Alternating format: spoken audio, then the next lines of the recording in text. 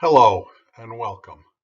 I'm Jim Fergle. I'm the Job Search and Veteran Services Manager for WorkNet DuPage, and I would like to welcome you to this presentation of virtual and video interviewing. These are the topics that I will be discussing during this presentation, the types of interviews, how to set up your work area, how to be prepared for these interviews, and finally, the conduct of the interview itself. The first interview I want to talk about is the video recorded interview. This is usually done through platforms such as HireVue or SparkHire, and generally comes early in the interview process. This is done remotely, and it uses video technology. You can do it anywhere at any time. Questions are usually asked as part of the assessment, and you are asked to record your responses. Sometimes there's a video of a person asking you questions, or sometimes a question comes in a text box, and then you hit record, and then you can give your answers. Answers can be anywhere from 90 seconds to 3 minutes. You are given anywhere from 1 to 3 tries before you finally have to record your answer. The second type of interview are virtual interviews.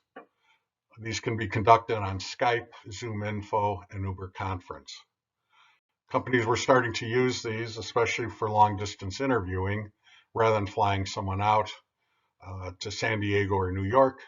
These can be done real time, you at home, people interviewing at their office or at their home as well. These are live. You can have multiple parties in the interview from different locations, and you get to become more animated. You get to see the reactions to your answers, and you get to see the other people at the same time. Much better than a phone interview, and this allows you the opportunity to make a great first impression.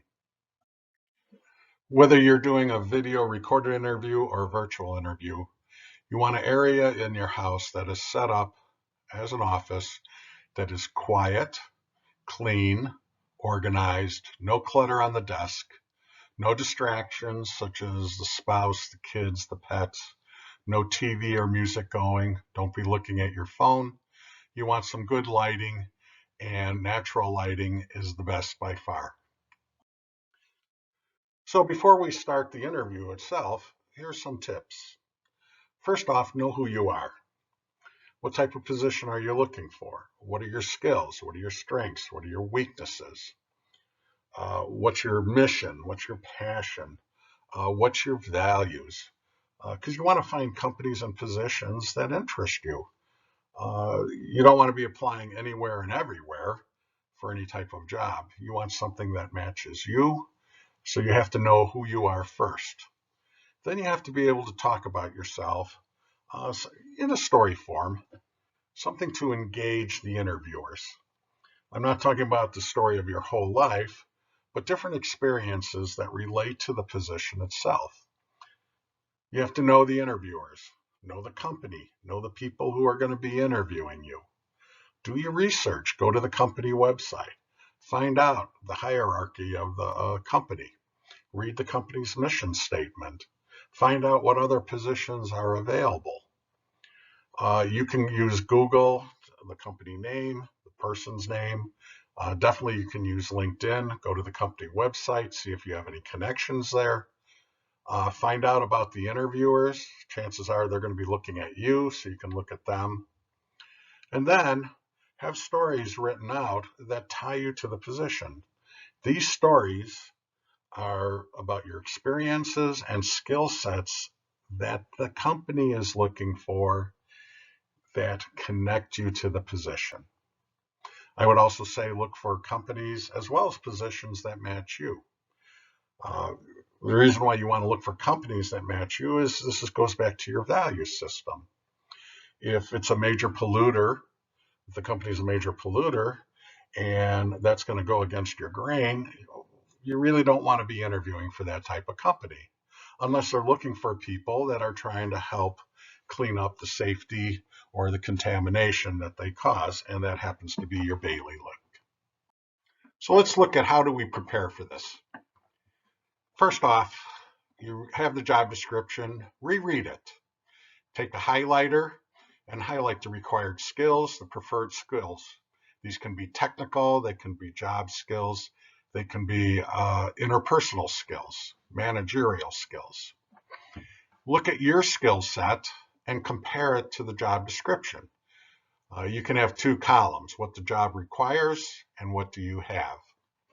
I would write out stories about your accomplishments and about your skills. And this is the storytelling format. What's the setting? What was the position? What was the company?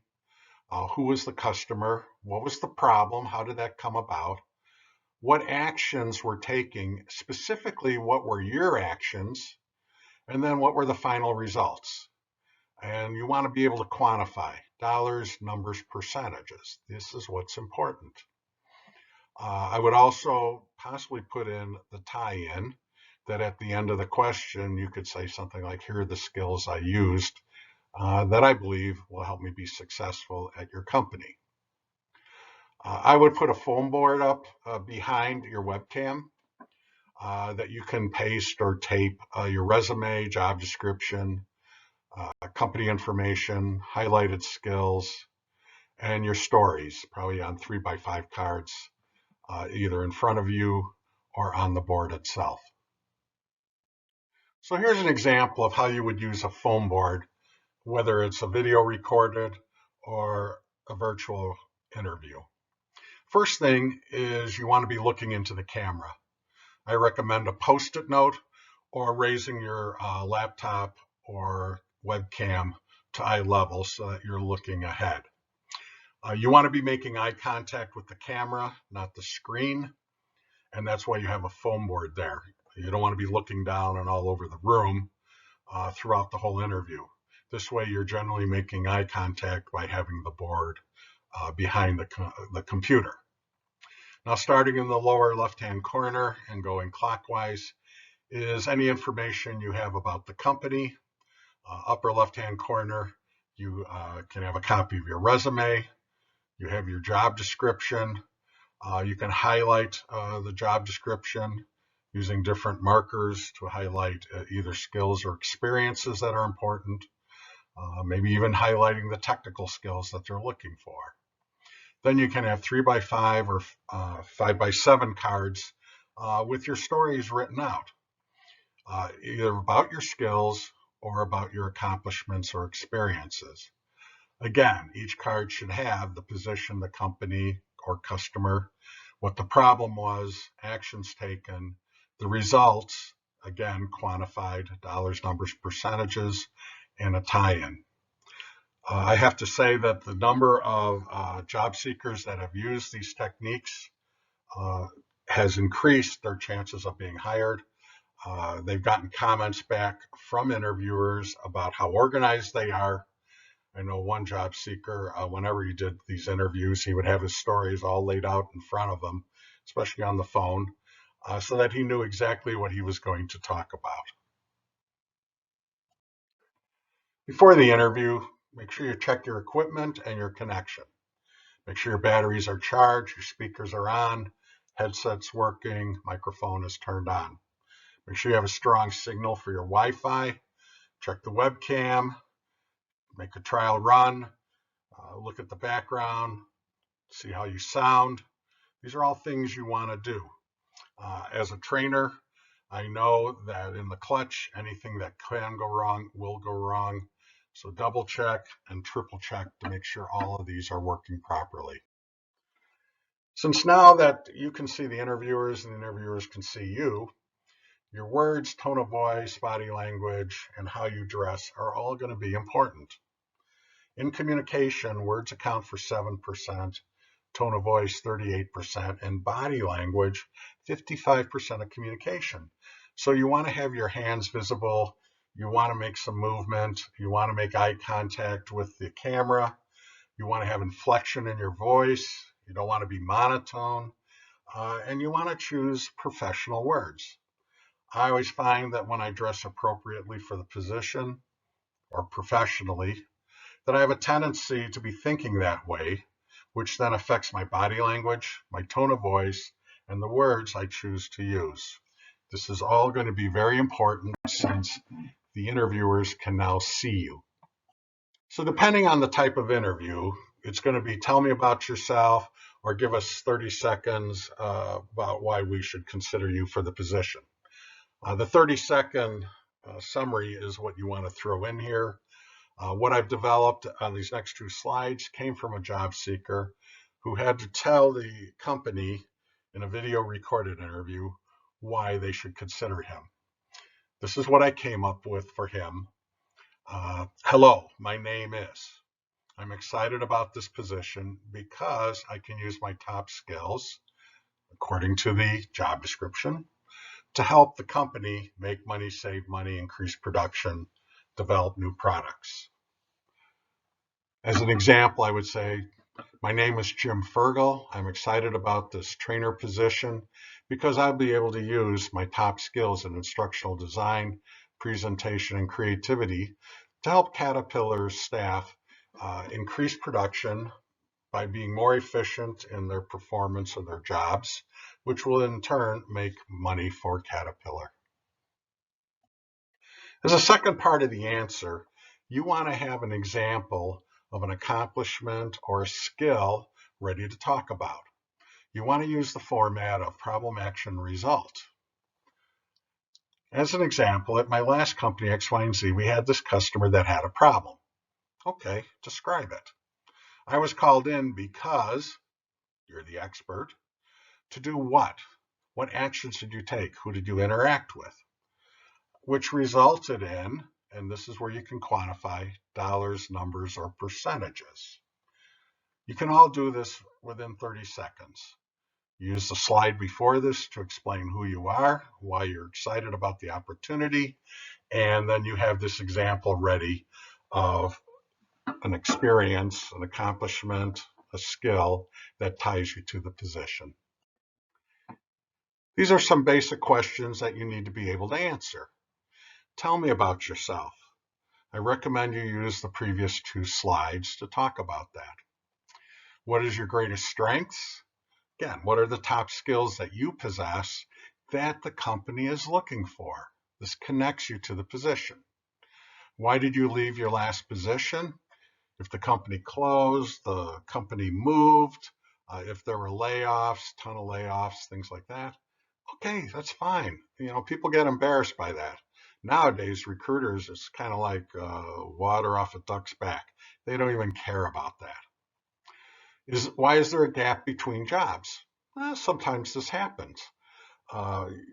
Whether it's been a long layoff because the economy was bad, maybe you were taking care of a sick parent, maybe you were a caregiver. These are things you have to be able to address. And I would recommend writing out the answers about this, saying, hey, I went back to school, I wound up a caregiver for my parent, who eventually wound up getting very sick and died. People are human, just be able to address it. Don't try to hide it. Your greatest weakness is not chocolate or kryptonite. Choose something. Usually your greatest weakness can also be a strength, or your strength can be a weakness. If you really like being busy and you search out activities that make you busy, well, how does that become a weakness? Well, because you can overcommit. And then what you want to follow up with is, I understand that, I can be overcommitted and then I can become stressed out. Here's what I'm doing about it. I schedule my day. I make sure I have adequate me time, whether it's to take a walk or to talk to people or whatever. Okay, so identify what the weakness is, how does it affect your performance, and what are you doing about it to resolve this?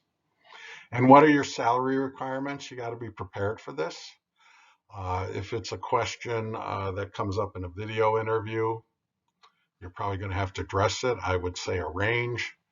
If it's in a video, virtual interview, I would throw it back at them and say, well, what are you looking for? Or I'm glad you brought it up. What's your budget for this position? Stories are important in interviews because that's how we connect and that's how we learn. This is how you establish rapport. Stories can be used either to identify skills or accomplishments that relate directly to the company. Pick a skill, give an example or story about how you use that skill, and then how was it a benefit to the previous employer or customer. Same thing with any accomplishment or experience. Come up with the story about the accomplishment and what was the benefit to the previous employer or customer. Finally, end on a positive note. Summarize your selling points. I learned this from a human resource manager who told me he always went in with 4 selling points that connected him to the position, whether it was skills or experiences. And he made sure that he included those in the interview. If they didn't ask him during the interview, he certainly added them at the end. I would recommend that as you tell them why you want the position, you bring in these selling points. I am really excited about this opportunity because 1, 2, 3, 4. I look forward to working with you. I thank you for your time.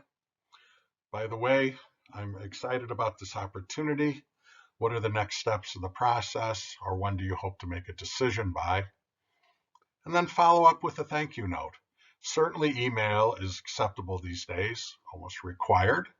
And then I would also look at following up with a handwritten note. I know a lot of people like, what's a handwritten note?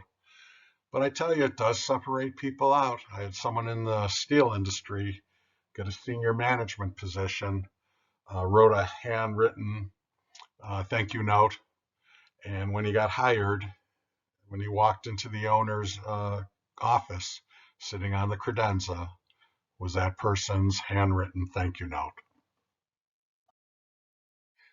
In conclusion, we have talked about the 2 types of interviews, the video recorded interview and the virtual interview.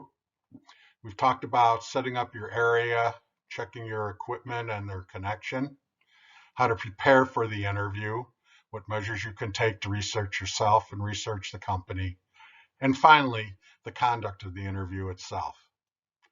I hope this helps. I wish you the best of luck, the best of success, and hope you find your next position as quickly as possible.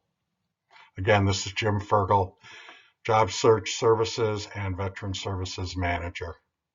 Thank you. Goodbye.